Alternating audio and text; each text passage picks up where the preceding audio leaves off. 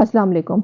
Low carb diet के साथ weight reduce होता है, आज तक ये बात हम सब लोग सुनते आए हैं और उसको फॉलो भी करते आए हैं। लेकिन क्या आप जानते हैं कि एक नई तहकीक के मुताबिक ये बात पता चली है कि लो कार्ब डाइट के साथ वेट रिड्यूस नहीं होता। Exactly, you heard it right.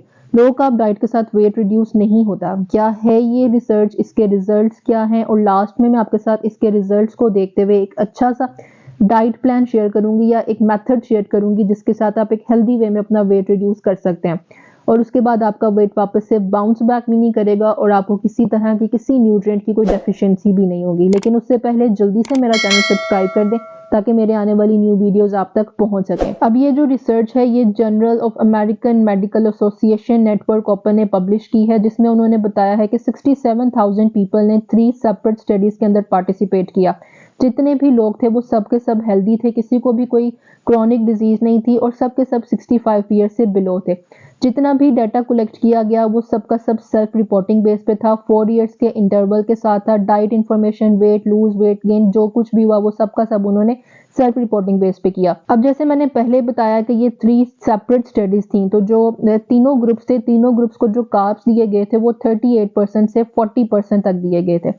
अब जो फर्स्ट ग्रुप था उसको कार्ब्स के साथ में जो प्रोटीन और फैट दिया गया था वो एनिमल बेस दिया गया था, यानी कि उन्होंने मीट सोर्सेज यूज किए थे और साथ में उन्होंने जो फैट्स यूज किए थे वो भी एनिमल सोर्सेज से कंज्यूम किए थे। और जो सेकंड ग्रुप था उसको कार्ब्स के साथ जितने भी प्रोटीन और फैट दिया था वो प्लांट बेस्ड दिया गया था। और जो थर्ड ग्रुप था उसको जितना भी प्रोसेस्ड फूड होता है वो दिया गया था, जंक फूड दिया गया था, फ्राइड फूड दिया गया था, रिफाइंड कार्ब्स दिए गए थे। अब अगर रिजल्ट्स की बात करूं तो रिजल्ट्स में ये देखा गया कि वो लोग जिन्होंने अपना प्रोटीन और फैट प्लांट बेस्ड सोर्सेज से पूरे किए थे उन लोगों ने अपना वेट जल्दी रिड्यूस किया और बाद में गेन भी नहीं किया, एज कंपैरेटिवली टू वो लोग जिन लोगों ने अपना प्रोटीन और फैट एनिमल सोर्सेज से लिया था, उन लोगों ने अपना वेट बाद में ज्यादा गेन करना शुरू कर दिया था। ये रिजल्ट्स मोस्ट अपेरेंटली यंग लोगों में ज्यादा देखे गए, हेल्दियर लोगों में और ऐसे लोग जो कम एक्टिव थे उनमें ज्यादा देखे गए। अगर मैं इसको सिंपल वर्ड्स में एक्सप्लेन करूं तो ऐसे लोग जिन्होंने अपने प्रोटीन को नट्स और सीड से पूरा किया था और अपने फैट्स को ऑलिव ऑयल या प्लांट सोर्सेज फैट्स के साथ रिप्लेस किया था, उन लोगों ने ज्यादा अच्छे से वेट रिड्यूस किया था, एज कंपैरेटिवली टू वो लोग जिन्होंने प्रोटीन सोर्सेज जो थे वो अपने मीट वगैरह से पूरे किए थे और मीट या एनिमल सोर्सेज से अपने फैट्स कंज्यूम किए थे, उन लोगों ने ज्यादा वेट गेन किया। जिससे ये बात साबित होती है कि लो कार्ब डाइट से वेट कम नहीं होता, बल्कि आपका प्रोटीन सोर्स क्या है, आपका फैट सोर्स क्या है, इस चीज से आपके वेट के ऊपर फर्क आता है। अब अगर हम लो कार्ब डाइट की बात करें तो लो कार्ब डाइट की एज सच कोई डेफिनेशन नहीं है।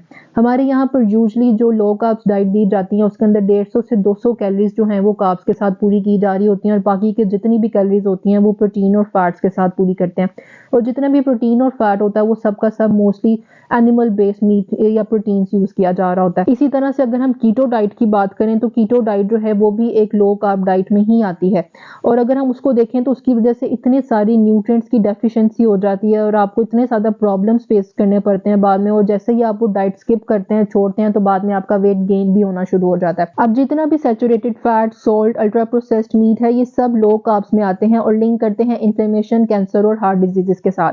अब अगर इसी रिसर्च की फाइंडिंग्स को देखते हुए मैं आपके साथ एक अच्छा सा मेथड शेयर करूं वेट रिड्यूस करने का, तो उसमें सबसे पहले तो ये कि आपने अपनी प्लेट को फोकस करना है। आपका जो मीट होगा अगर आप कंज्यूम कर रहे हैं तो वो लीन मीट हो, अनसैचुरेटेड और मोनो अनसैचुरेटेड फैट्स का इस्तेमाल करें जो कि आप सीड्स और नट्स में से लेंगे। लेट्स से कि आप एक दिन में 2300 कैलोरीज कंज्यूम कर रहे हैं तो आप उसमें से 300 कैलोरीज को कट डाउन करके 2300 के बजाय 2000 कैलोरीज को कंज्यूम करें।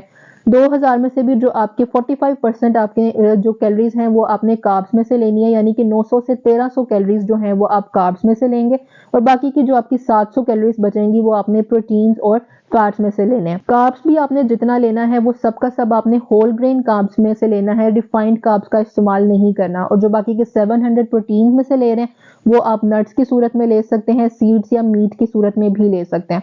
बाकी के जो फैट्स हैं उसको आप ऑलिव ऑयल्स वगैरह के साथ रिप्लेस कर दें तो आपके लिए ज्यादा अच्छी ऑप्शन हो जाएगी। अगर आप किसी भी तरह का कोई मेडिकल इशू फेस कर रहे हैं तो एक दफा लास्ट में किसी न्यूट्रिशनिस्ट से कंसल्ट करके फिर आप डाइट प्लान को फॉलो किया करें। होप सो मेरी आज की वीडियो आपको पसंद आई होगी। किसी भी तरह की कोई क्वेरी हो, कुछ पूछना चाहते हो तो मेरा व्हाट्सएप नंबर स्क्रीन पर चल रहा होगा। Thank you for watching. Allah Hafiz.